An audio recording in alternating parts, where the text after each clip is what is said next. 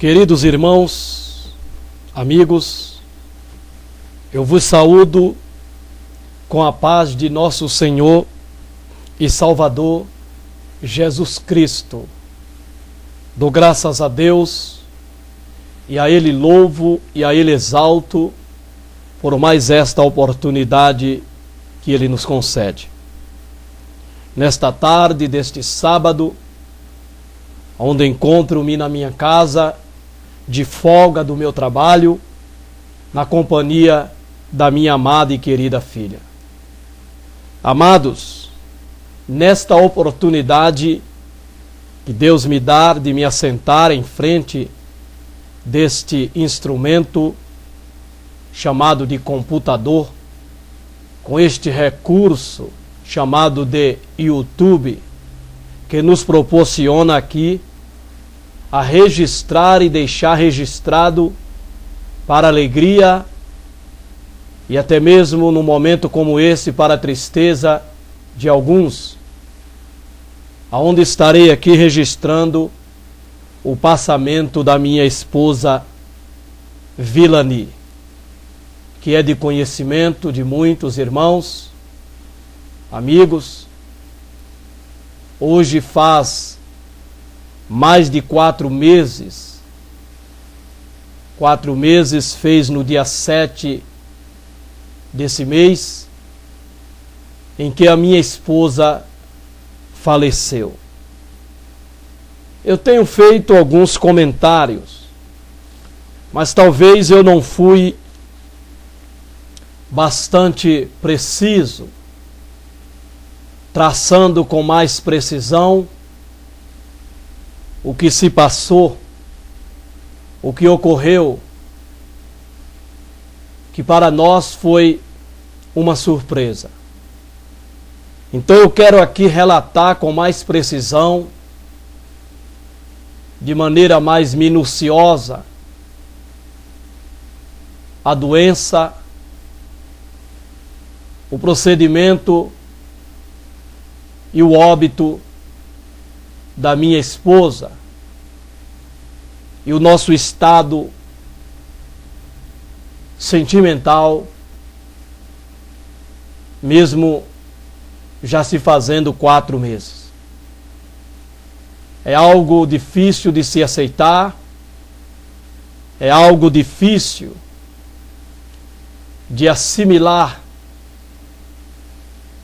Ainda estamos chorando a morte da minha esposa.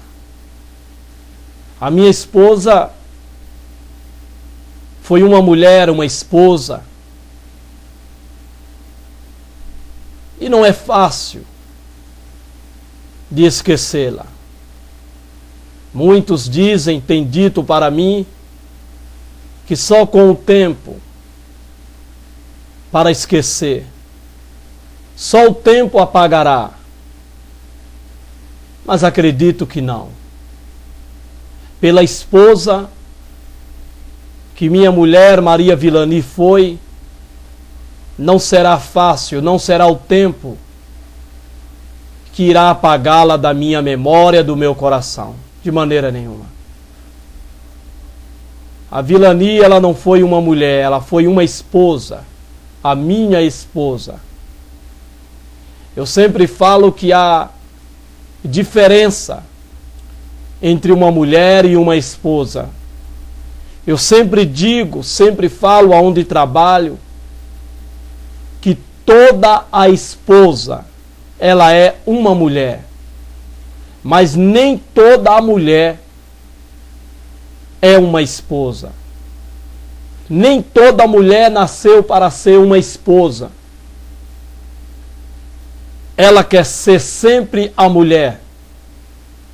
Há muitos homens que eles não querem ser esposo. Eles querem ser sempre o homem daquela mulher. E quando isso acontece, tudo entre o homem e esta mulher divergem. Não há um comum acordo. Não há aquilo que a Bíblia diz, referindo-se à lei do casamento, que 2 pessoas se fundem tornando-se uma pessoa só. Quando isso acontece, não há divergência de bens, do que ganham, do que se constrói em uma vida a dois, mas tudo é de ambos. Não há segredo, não há conta bancária diferenciada, não há senha oculta, escondida de um para com o outro. Não, de maneira nenhuma.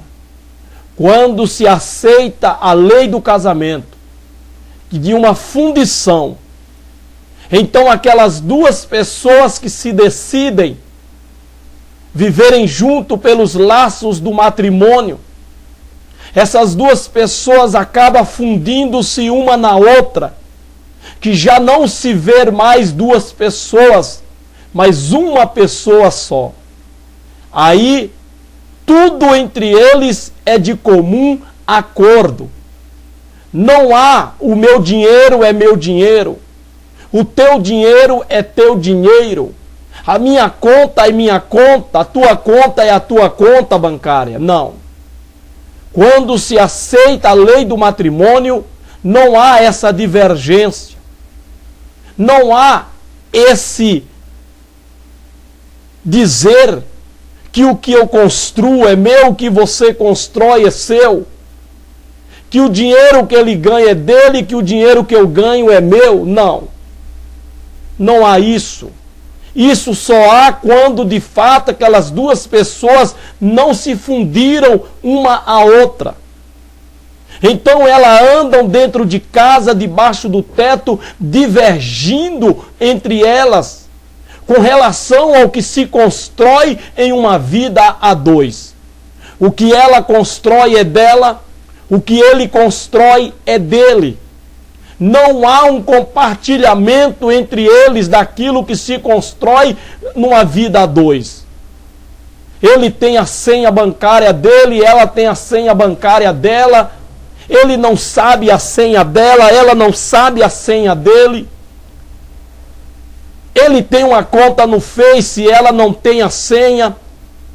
Ele tem, ela tem, ele não tem a senha. E assim vai. Ela vai a lugares, não a comunica. Ele vai a lugares, não comunica a ela. Então são duas pessoas debaixo do teto, com duas ideias, duas cabeças diferentes. Porque eles não se fundiram. Eles não aceitaram a lei do casamento, a lei do matrimônio dada por Deus.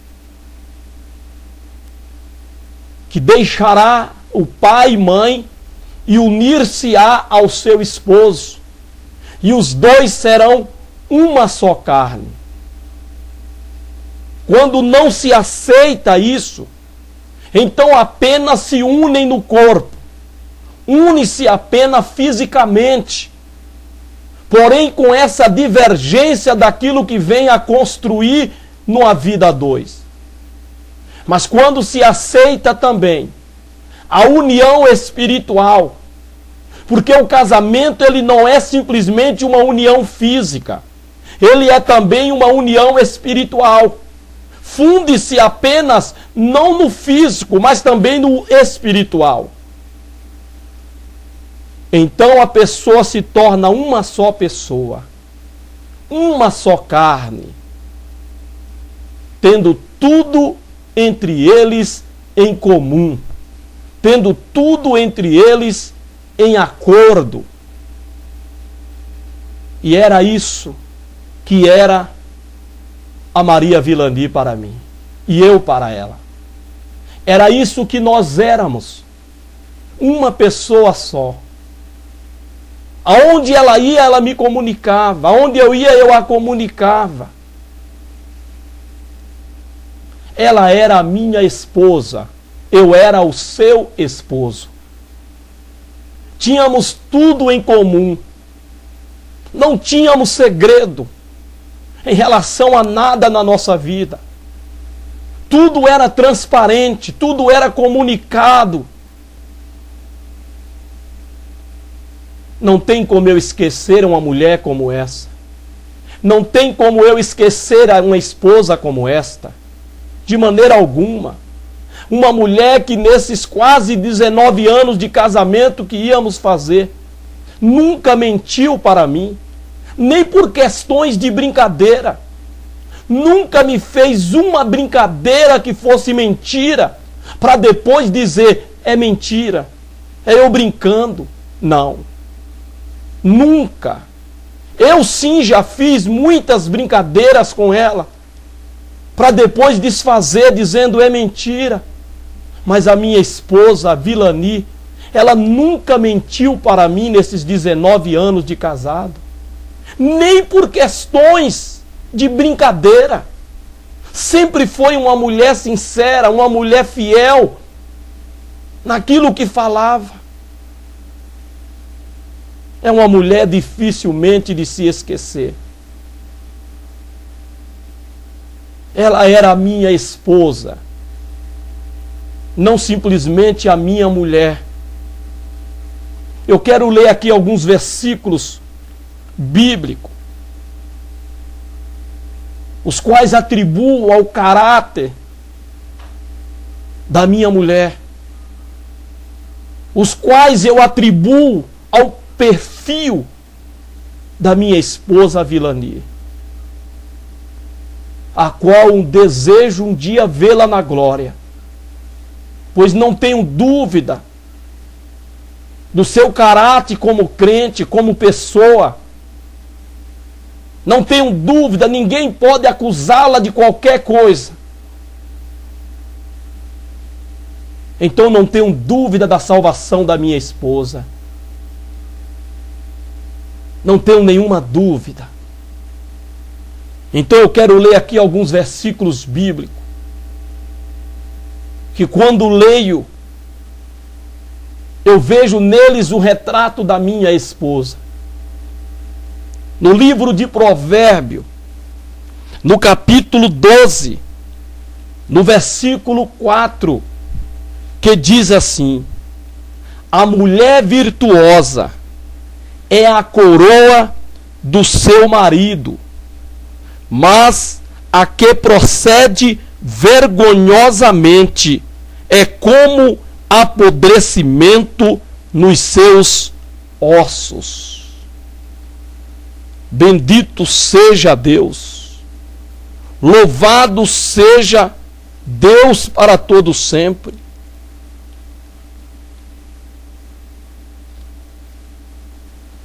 Provérbio 14, versículo 1. Toda a mulher sábia edifica a sua casa, mas a tola derruba com as suas mãos. Ainda em Provérbios, glória a Deus, capítulo 19, versículo 14, que diz-nos assim: a casa e a fazenda são a herança dos pais, mas do Senhor vem a mulher prudente. Glória a Deus. Ainda em Provérbios, louvado seja o nosso Deus. Ainda em Provérbio, para finalizarmos, que diz-nos assim: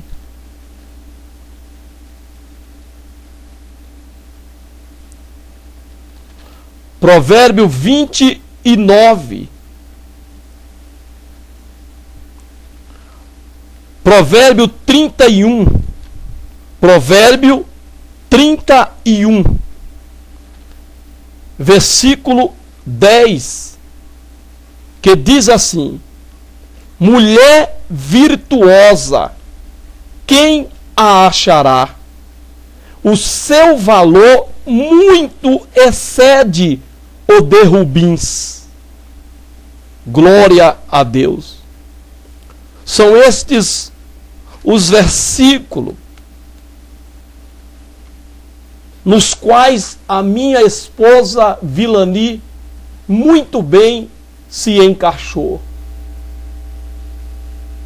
Esta mulher, a mulher que Deus me deu a graça e o prazer de conhecê-la, de namorar por 1 ano e pouco, e assim casarmos e vivermos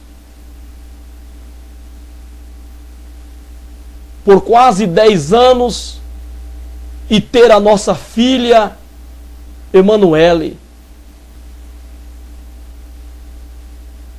E depois vivermos mais 9 anos depois do nascimento da nossa filha, perfazendo quase 19 anos de casados, onde lamentavelmente a minha esposa, por volta do mês de maio do ano de 2016, a minha filha foi acometida de apendicite e, vendo a situação da minha filha ali no hospital de Vila Nova Cachoeirinha,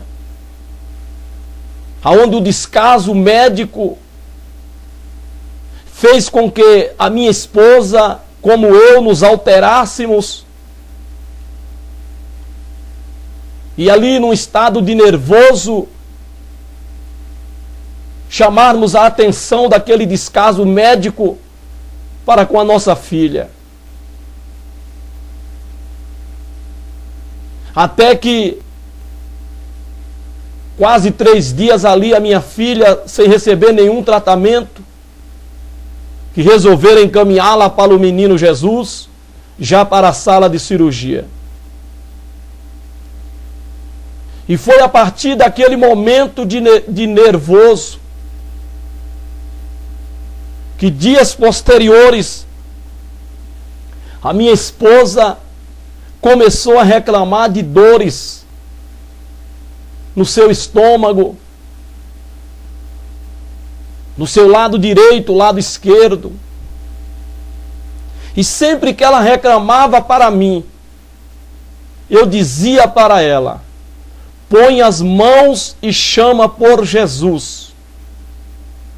Não adianta você comunicar isso a mim, porque o que eu posso fazer é aquilo que você também pode: orar. Então exercita a tua fé. Põe as mãos aonde está doendo, e em vez de chamar por mim, chama por Jesus. Eu falava para ela. Dificilmente eu ouço você chamar por Jesus. Exercita a fé que há em você e procura um médico. Procura a clínica Fares. Nós temos condições para isso. Você não trabalha nos sábados, vai lá, faz uma bateria de exames. E ela dizia para mim: e se eu for, e for alguma coisa grave, e eu ter que ficar internada? Eu dizia para ela: e se você não for, e for alguma coisa grave, vai ajudar em alguma coisa você não ir ao médico? Não é melhor você ir, e se for alguma coisa grave, ter a chance de ser tratado? Mas tomava um remédio em casa, a dor passava e assim nos conformávamos.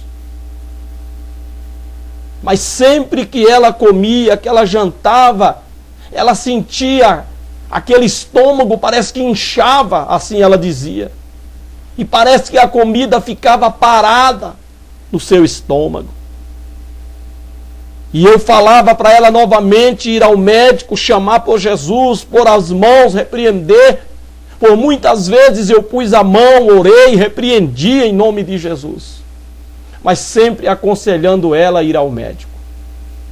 Acredito que,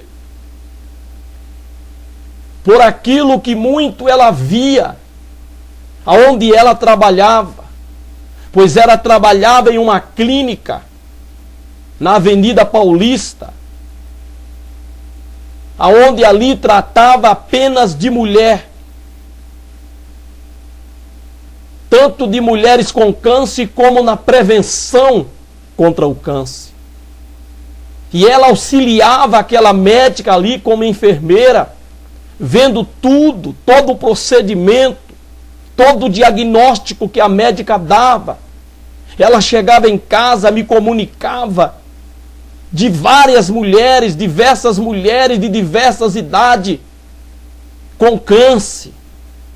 E às vezes ela dizia, quando sentia a dor, ela dizia: eu estou com uma dor aqui igual a dor que aquela mulher que foi lá no consultório estava se queixando. Eu repreendia ela. Eu falava para ela não trazer as coisas que ela via para ela, para o seu corpo, porque a nossa palavra tem poder para abençoar e para amaldiçoar. Quando ela chegava em casa falando de alguma situação lá do seu trabalho, eu falava para ela deixar tudo lá o que ela via. Então, pelo muito que ela via, ela tinha medo de que ela estivesse com uma doença como aquela.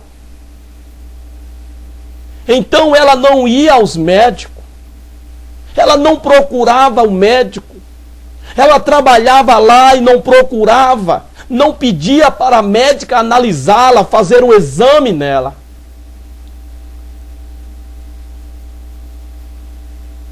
É de fato, é verdade que a médica, isso aí é dizer de todas as funcionárias que trabalharam lá e que trabalham, que a médica também não tem atitude para fazer um exame nas suas funcionárias, se estas não vierem a se humilhar e a pedir para que ela faça.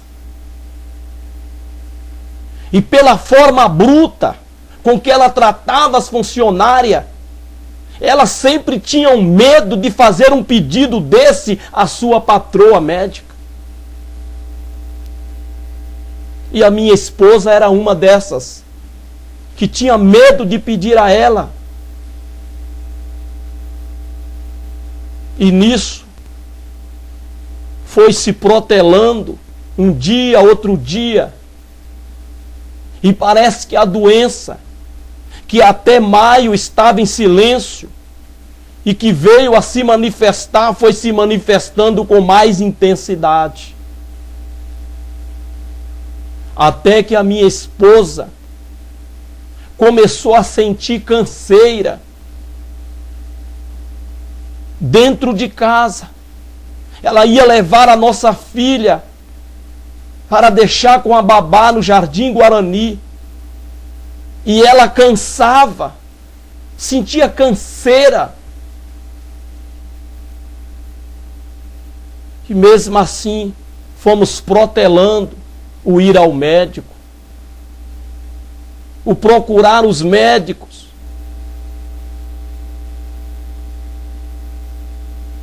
Até que a minha esposa não aguentou. Indo trabalhar, ela foi para o hospital João Paulo. E quando chegou lá, percebendo-se o estado de saúde dela, que não estava nada bem, a sua pressão altíssima, eles a internaram para tomar soro, para ver se a pressão baixava. Fazendo um exame, percebeu que ela estava com água no pulmão. Mas o hospital João Paulo II nada fez, a não ser lhe dar o soro para que abaixasse a sua pressão. E nisto ela ficou 4 dias no João Paulo II. Quando lhe deram alta, ela me ligou, eu estando em casa, que ela ia estar de alta.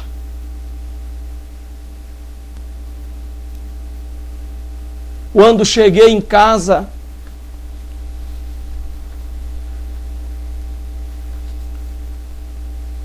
parecia que ela tinha tido uma melhora, mas nada de melhora. Procuramos a clínica Fares e fizemos uma bateria de exames, onde confirmou-se coração inchado, água no seu pulmão.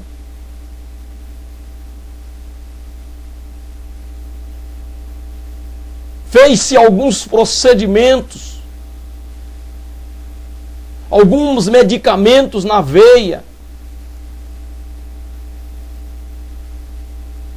Então viemos para casa com um encaminhamento médico para o Mandaqui. A minha esposa tinha dificuldades para dormir. Ela não conseguia dormir e nisso eu também não dormia. Porque não tinha como eu dormir com a minha esposa numa situação daquela. Então eu fazia companhia para ela, acordado, mesmo sabendo que eu ia ter que acordar 4 horas da madrugada para ir trabalhar.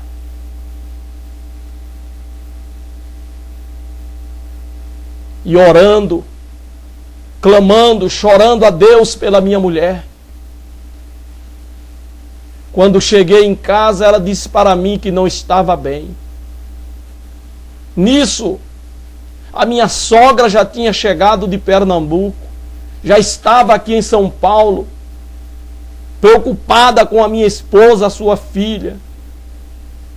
Mesmo estando ruim de saúde, ela deixou o estado de Pernambuco e veio para cá, ficando aqui conosco, acompanhando a minha esposa, dando toda a assistência de mãe. Quando cheguei em casa, a minha esposa não estava bem. Fui até o posto aqui da rua Almidear, ao lado da minha casa, com encaminhamento da clínica Fares. Expliquei para eles a situação. Eles pediram para levar a minha esposa lá, levei ela no encaixe rápido. A médica examinou a minha esposa e disse para nós que a situação dela não era boa, que ela precisava procurar rapidamente um médico. Então nos deu um encaminhamento que assim ficou mais fácil. Fomos então para o Penteado. Chegando lá, feito uns exames, constatou de fato que a minha esposa estava com água no pulmão. Foi feito outro exame, o que constatou uma lesão no seu pulmão, na boca do seu estômago. E aí tinha que se descobrir o porquê dessa lesão, o que tinha causado essa lesão. Então internaram a minha esposa, tiraram água do seu pulmão, mais de 1 litro de água de um dos pulmões e 900 ml de outro pulmão. Ela estava com bastante água e gerando água, por isso que ela sentia canseira, por isso que ela sentia aquele cansaço. Era como que se estivesse se afogando. Foi feito uns exames, ela ficou internada. Nada de entubada. Quem visitava a minha esposa via ela bem, conversando, falando.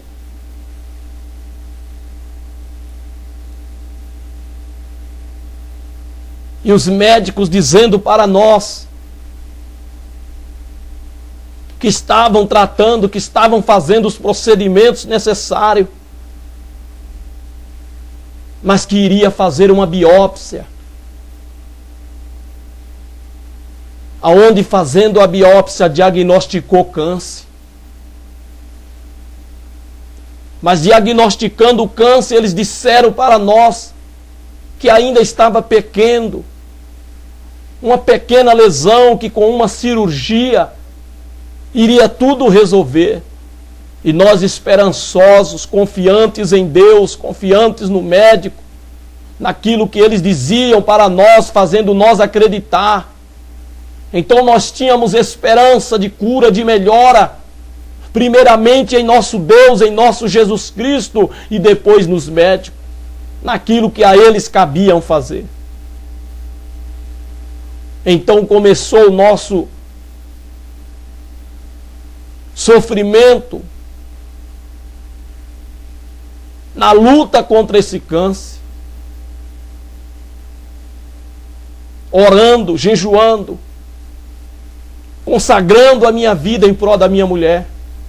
Chorei muito, trabalhei chorando, andando pelas ruas chorando e falando com Deus, pedindo a Deus misericórdia da vida da minha mulher. Como chorei, como orei, como jejuei, consagrei a Deus a minha vida. E muitos irmãos e irmãs somando comigo neste sacrifício a Deus em prol da minha esposa Maria Villani. E sempre que íamos ao hospital visitá-la, ela estava bem. Ela estava consciente, ela estava comendo, bebendo. Mas na realidade os médicos omitiram a verdade. Eles sabiam que o estado dela era só mesmo um milagre de Deus. Que por eles nada se podia fazer mais, pelo estado já avançado deste maldito câncer, que estava na realidade em todos os órgãos da minha esposa. Já estava na laringite, no pulmão, até no coração, no estômago. Assim, prescreveram no óbito, no laudo médico, a situação em que a minha esposa faleceu. Já estava generalizado, deixando-nos entender que já vinha vindo de muitos e muitos anos este câncer em minha esposa. E nada ela sentia, nenhuma dor ela sentia, não reclamava de nada. Comia, bebia, nada sentia que pudesse acusar uma doença, uma enfermidade, a não ser esta dor que ela sentia, que com remédio, um comprimido, já sarava. Mas isso era um prenúncio do que haveria de vir, a se agravar, ou revelar por já estar agravado. Mas a minha esposa não reclamava, não se queixava, trabalhando. Mas lamentavelmente diagnosticou esse câncer.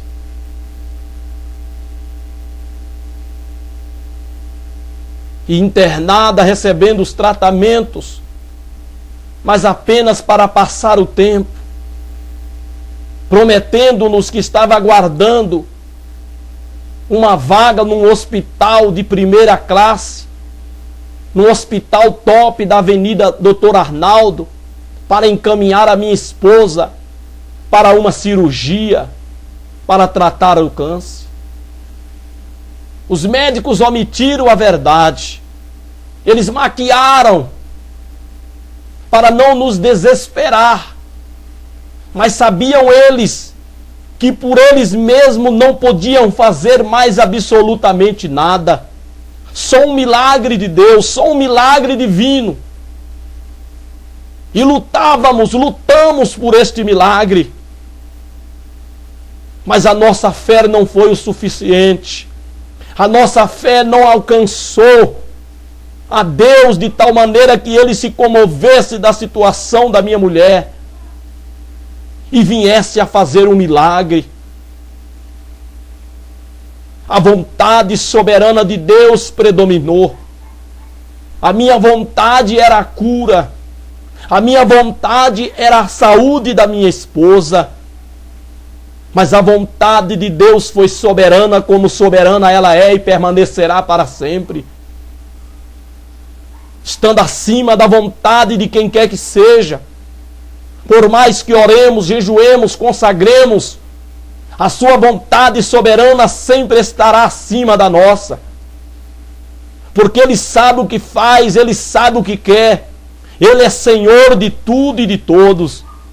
Mas o meu desejo era ter a minha esposa comigo. O meu desejo era ter a minha esposa ao meu lado. Era viver muitos e muitos anos ao seu lado com ela. Mas predominou a vontade soberana daquele que é soberano sobre tudo e sobre todos. E quem pode questioná-lo? Quem pode arguí-lo? Se Ele é Deus, Ele é Senhor de tudo e de todos. Dele nós somos, a Ele nós pertencemos. Dele nós viemos. Ele tem o controle sobre nós para matar e para fazer viver. Ele tem o controle sobre a nossa vida.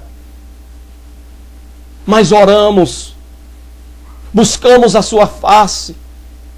Como Davi, quando no pecado de Urias, que Betseba ficou grávida do rei Davi, após tomar Betseba como esposa, Deus mandando Natã, o profeta, repreendê-lo e determinando o juízo que viria sobre ele, de que a criança que ia nascer iria morrer. Davi orou, jejuou, consagrou, buscou a Deus, não comeu, não bebeu, mas a vontade soberana de Deus predominou. Quando Deus quer, quando Ele quer fazer algo, ninguém pode impedi-lo. Por mais sincero, fiel que sejamos a Ele, se é aquilo que Ele determinou, Ele não volta atrás. Os seus propósitos são sempre soberanos. Então, sobre a minha esposa Vilani, permaneceu a vontade de Deus. Jesus nos manda orar para curar. Jesus não manda orar para Deus fazer a sua vontade, não. Em Marcos 16, 15 a seguir, quando ele disse para os discípulos que poriam as mãos sobre os enfermos e os curariam. Curar o doente cabe a nós que oramos. Temos que ter fé para orar e Jesus curar. Por outro lado, se isto não acontecer, duas coisas temos que deduzir. Ou a nossa fé não foi o suficientemente para Deus curar. Porque se for, Deus cura. Deus faz milagre. Ou então,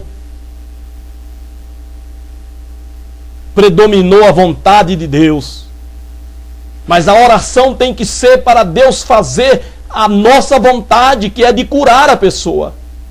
Se é para orar para alguém doente, para Deus não curar, é melhor não orar. Se vai orar por alguém para Deus fazer a sua vontade, é melhor não orar. Porque não existe recomendação para se orar, orando, pedindo para Deus fazer a vontade dele sobre o doente. Não. A ordem de Deus é orar para curar.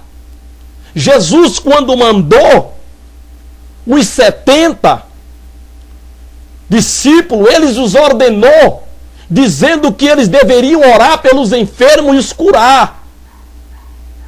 Quando ele mandou os 12 discípulos também, deu as mesmas ordenanças, que eles deveriam orar pelas pessoas e os curar das suas enfermidades e das suas doenças. Não há recomendação para se orar por alguém, orando, pedindo para que Deus faça a sua vontade, porque a vontade de Deus é de curar.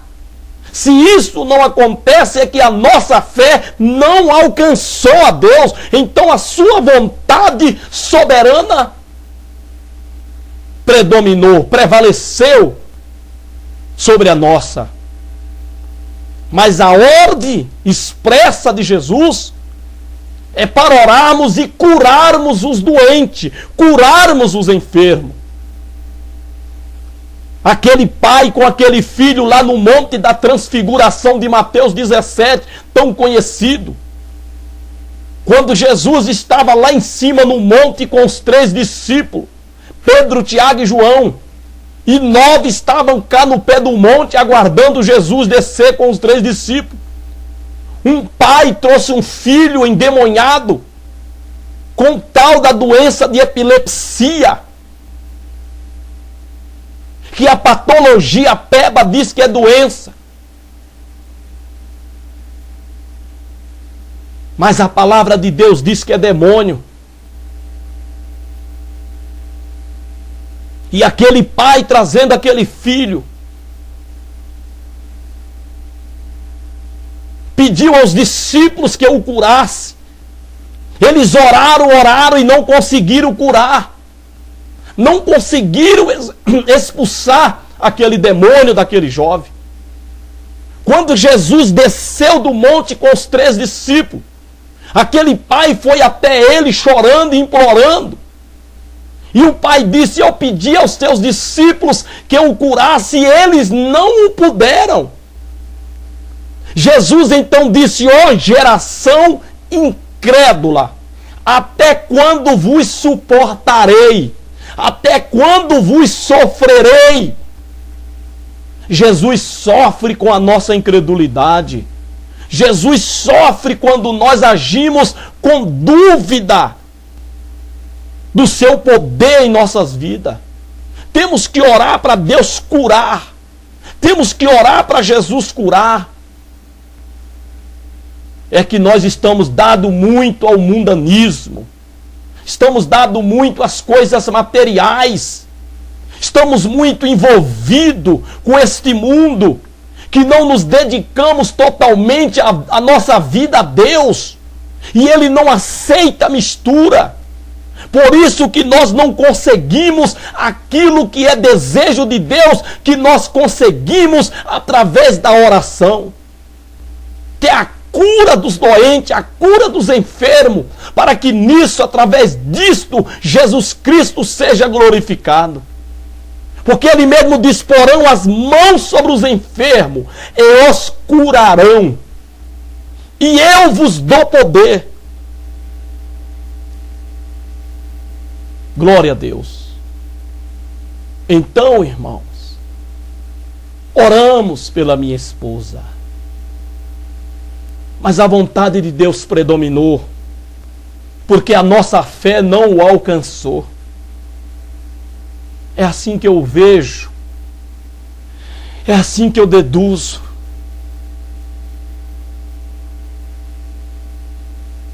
A vontade dele predominou. Porque a fé honra a Deus, e Deus honra a fé daqueles que nele confiam. Deus nunca deixou confundido aqueles que nele esperam. Não alcançamos o milagre, porque a nossa fé não foi o suficiente para mover o coração de Deus, para que Ele se comovesse da minha esposa Vilani e a curasse, predominando assim então a sua vontade.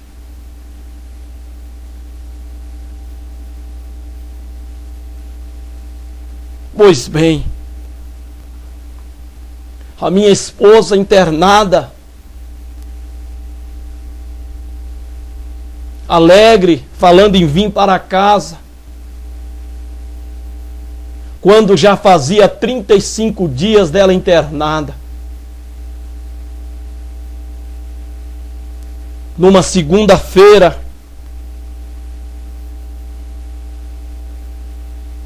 dia 5, eu fui vê-la, ela estava bem, ela estava ótima, sorrindo, conversando, comendo tudo que os médicos traziam. Na terça-feira, dia 6, não deu para eu ir, não cheguei no horário. A minha sogra foi com a tia da minha esposa, a irmã Maura. Quando eu estava chegando em casa, a irmã Maura me ligou, perguntando se eu não ia visitar a Vilani. Eu disse que não dava mais tempo. Ela então disse para mim que a Vilani não estava bem, que a Vilani não tinha amanhecido bem. Eu então não acreditei, porque eu tinha deixado ela segunda-feira muito bem, ótima. Mas a irmã Maura insistiu comigo, dizendo que ela não estava bem.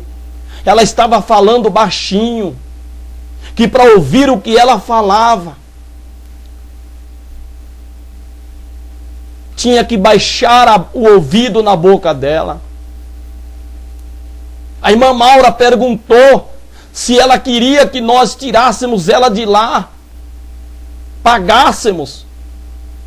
Porque a questão, irmãos, da minha esposa não era questão de dinheiro. Teve um dos seus tios que ofereceu até pagar para tirar ela de lá, como que se nós não tivéssemos recurso. Não, irmão. Não se tratava de dinheiro. Dinheiro nós tínhamos para tirá-la de lá se fosse preciso. Mas ela estava sendo bem tratada. A realidade é que os médicos já sabiam da gravidade do seu problema. O seu estado já estava gravíssimo. Eles que não queriam dizer. Inclusive, uma médica mesmo falou para a irmã Maura que não se tratava de dinheiro, que não adiantava gastar dinheiro, porque a situação estava grave. Então não se tratava de deslocá-la para lá ou para cá, pagando. Era um milagre. Se precisava de um milagre. Então eu não acreditei que ela não estava bem. Então liguei para o hospital, pedindo para que eu pudesse vê-la. Eles me negaram, disseram que não podia, por se tratar de uma UTI. Não era permitido entrar fora do horário de visita. E que o horário de visita já tinha passado. Eu então, triste, mas esperançoso que ia ver a minha esposa na quarta-feira, dia 7 de setembro.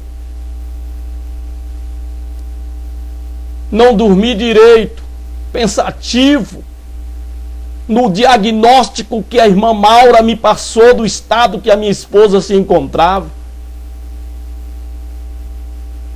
Orando a Deus, chorando, pedindo, clamando a Jesus pela minha esposa, para que não deixasse ela morrer.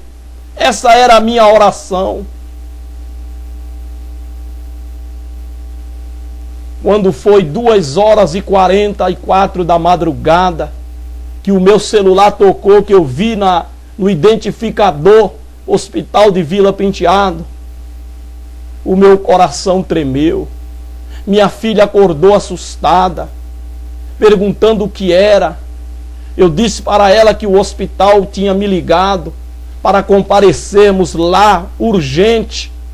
Minha filha me perguntou se a mamãe estava bem. Eu quis acreditar, então passei para minha filha, que eu acho que saiu a vaga, então acho que vão transferir ela agora para o hospital de Vila, da Avenida Doutor Arnaldo, cuja vaga se estava esperando.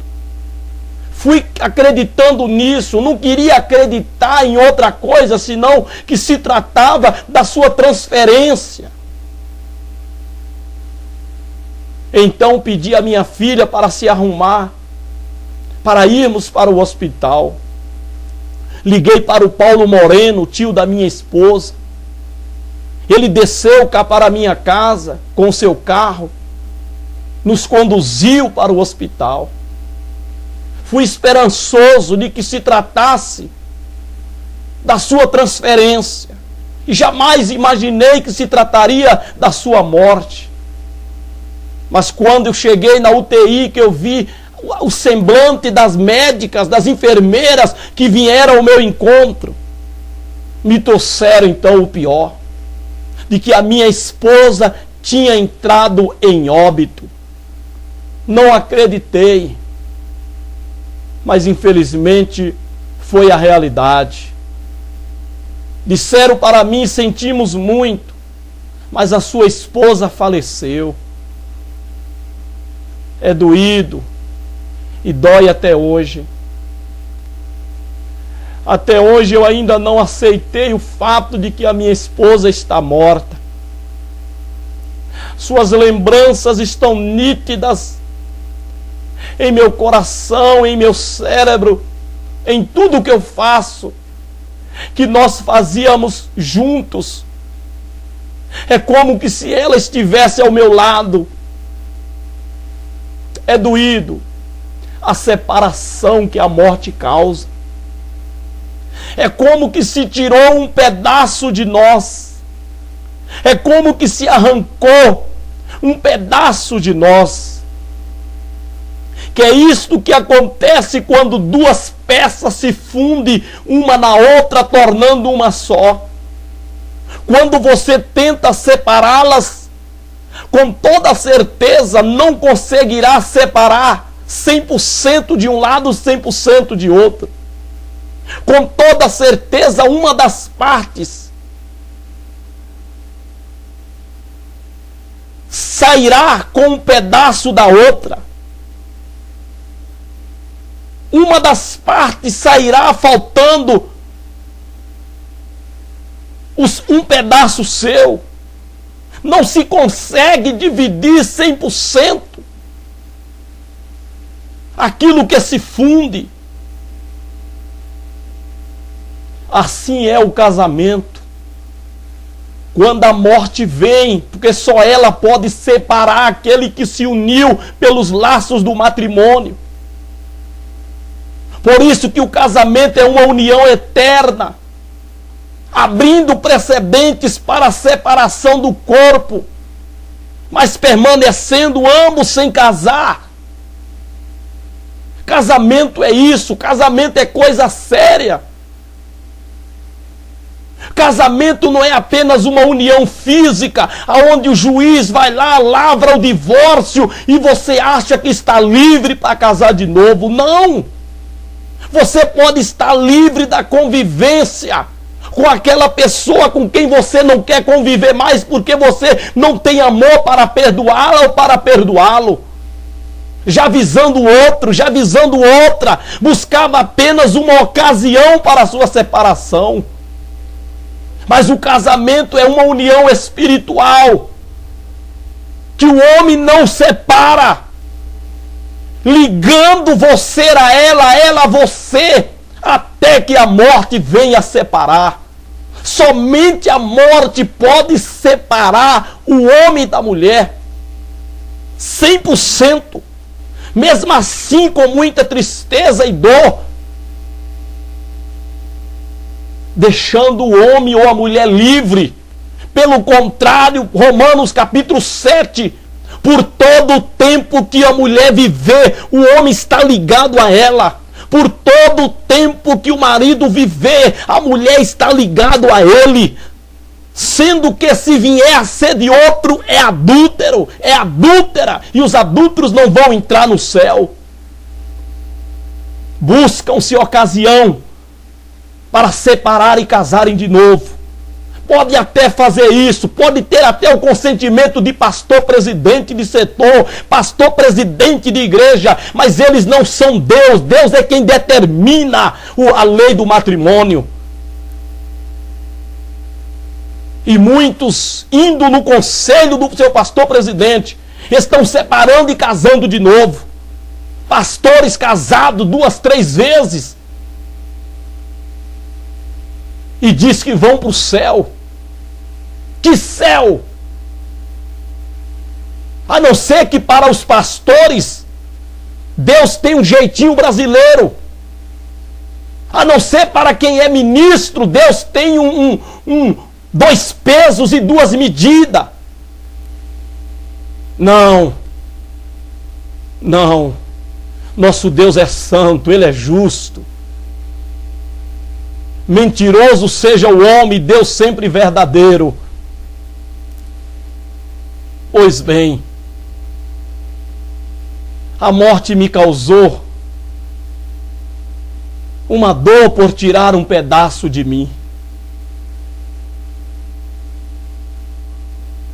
A minha esposa veio então a óbito. Perguntaram se queríamos ir ver. Fomos. Eu vi ela. Sua barriga inchou, que ela parecia que estava grávida de 9 meses. Eu me assustei quando vi que o inchaço da barriga que ela estava quando estava internado aumentou muito. O câncer. Foi aonde veio a óbito. Vimos ela, chorei, pedi a Jesus para ressuscitar. E eu confesso aos irmãos, ali foi aonde eu me senti frustrado como crente. Quando eu tinha a oportunidade de orar a Jesus pela minha mulher morta ali, eu do lado dela, e eu não tive resposta, não tive êxito, pregando que Jesus ressuscita, pregando que Jesus levanta os mortos, que Jesus levantou Lázaro do túmulo após 4 dias. E você vê agora a oportunidade de exercitar essa fé para com a mulher do seu matrimônio, do seu regaço, para com a sua companheira. E você ora a Deus como orei.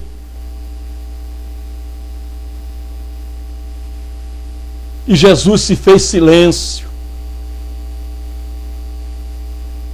Ela ainda estava quente, que eu até pensei que ela estava viva, que houvesse um erro médico no diagnóstico do óbito.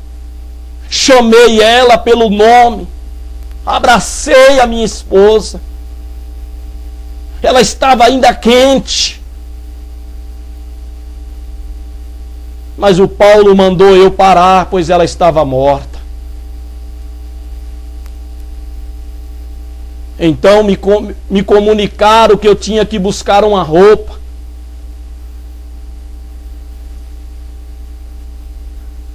A roupa que eu quisesse que ela fosse vestida para ser sepultada. Eu vim em casa, mas o Paulo e minha filha. E quando dei a notícia para minha filha, quando chegamos lá, que a minha filha viu eu e o Paulo chorando, e perguntou pela mamãe, que eu disse para ela que Papai do Céu levou a mamãe.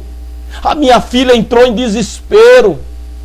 A minha filha começou a chorar muito, que dava até medo.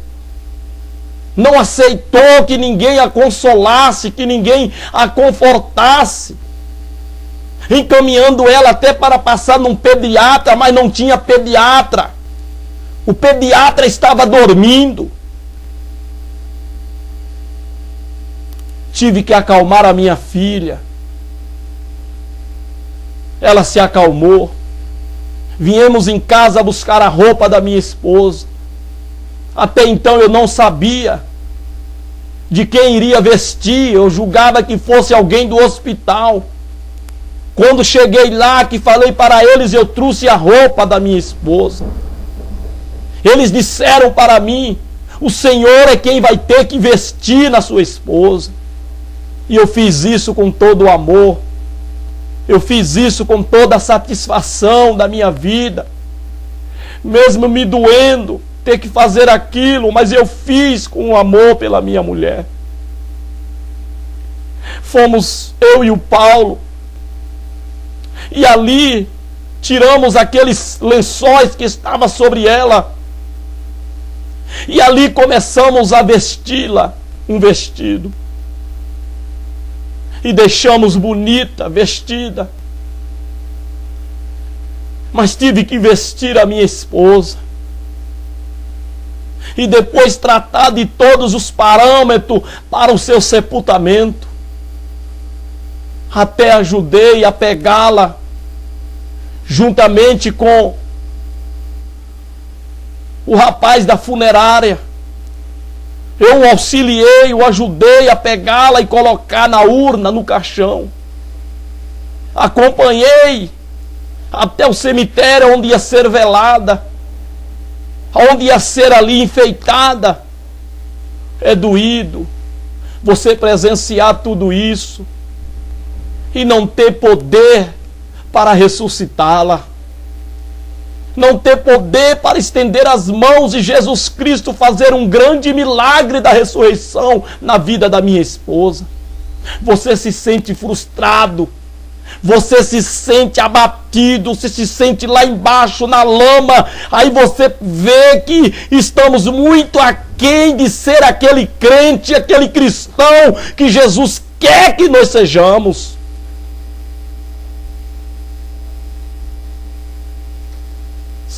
Se sentimos frustrados, mas considerando a vontade soberana, a vontade de Deus, muitos irmãos compareceram através do WhatsApp, um passando para o outro. Eu fui surpreendido pelo número de irmãos da nossa igreja de Vila Brasilândia 1 que compareceu. Nós temos aqui quase ou mais de 400 membros na igreja de Vila Brasilândia 1. Compareceram mais, eu posso dizer, compareceram muitos irmãos. Foi um velório, um sepultamento bonito. Eu não esperava que aquele número de irmãos que compareceram fosse comparecer. Primeiro, por se tratar de um dia de semana, um dia de trabalho. E sem ter tido tempo para comunicar aos irmãos. A minha esposa tinha que ser sepultada naquele mesmo dia. Por quê? Por causa da situação, do estado que ela se encontrava. O rapaz da funerária falou, eu perguntei para ele, a pedido do Paulo, se podia deixar para o dia seguinte. Ele disse que para isso tinha que abrir ela, tirar tudo de dentro e fazer uma lavagem. Eu disse, não, ninguém vai mexer na minha esposa, ninguém vai rasgar ela para tirar nada dela. Não, pode marcar o sepultamento para as 5 horas da tarde, de hoje mesmo. E assim procedemos com os parâmetros para sepultar a minha esposa. É doído. Você se sente frustradíssimo com relação à sua fé, a fé que você prega. Mas Deus está acima de tudo, Ele está no controle, Ele é soberano, Ele é poderoso, irmão. E assim sepultamos a minha esposa. Restando agradecer aos irmãos, à igreja de Vila Brasilândia 1, aos irmãos de Franco da Rocha, aqueles que tomaram conhecimento e conheciam a minha esposa, Maria Vilani, e que compareceram. Resta-me agradecê-los com uma esperança de que um dia verei a minha esposa. Lutarei, porque melhor está ela do que eu. Ela não tem mais risco de desviar-se, de cair da graça, enquanto que nós que estamos vivos, corremos este perigo se não vigiar. Por isso que a palavra de Deus diz em 1 Coríntios, Paulo escrevendo, dizendo, ou aos Romanos, Paulo dizendo aos romanos que aquele que cuida está de pé. Olhe, não caia. É a recomendação. Porque nós corremos este perigo. Nós estamos sujeitos a nos desviar. Nós corremos esse perigo, mas ela não. Ela já está na glória. Ela já está com Jesus. Ela já está ao lado do Pai. Agora nós que estamos vivos neste mundo mau, nós que estamos vivos neste mundo cruel, precisamos tomar cuidado e olhar para esta advertência que a nós é dada. Só retificando em Coríntios mesmo, Coríntios capítulo 10, versículo 12, essa advertência: aquele, pois, que cuida está em pé, olhe, não caia. Estamos sujeitos, mas eu quero ver a minha esposa, eu quero ver a irmã Maria Vilani de Souza Araújo na glória. Para isto vou lutar e vou instruir a minha filha para que ela lute, para que um dia ela possa ver a sua mamãe. Então é isso que nos fortalece. É isso que nos dá esperança. É isso que nos fortifica, que nos fortalece. Porque temos uma esperança de revê-la novamente. Assim, meus irmãos, permaneçais firmes, zelosos do bem, das coisas de Deus, para que possamos ver-nos na glória.